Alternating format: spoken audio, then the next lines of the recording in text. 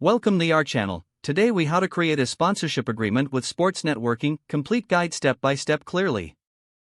Begin by defining the purpose of your sponsorship agreement. Identify the specific goals you want to achieve through the sponsorship. Research potential sponsors that align with your brand and values.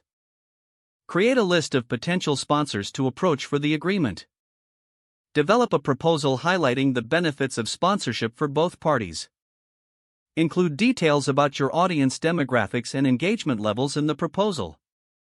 Outline the deliverables you offer, such as branding opportunities, social media mentions, or event participation. Establish a clear timeframe for the sponsorship to include in the agreement. Draft the sponsorship agreement using clear and concise language. Include key sections, an introduction, description of sponsorship benefits, and deliverables. Clarify the financial terms, including fees or product exchanges. Set guidelines for performance metrics and reporting expectations. Include termination clauses to address any potential issues or disputes. Review the agreement to ensure all terms are accurate and beneficial. Request legal advice if necessary, especially for complex agreements. Send the agreement to the potential sponsor for review.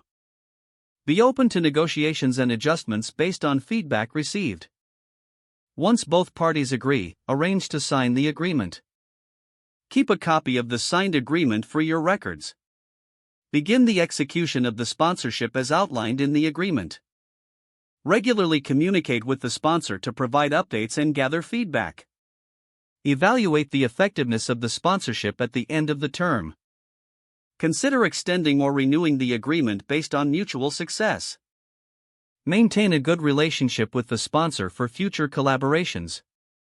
If the page does not load, refresh the browser or try again in a private or incognito window. Make sure you are using the correct email address, then retype it carefully to avoid small typos.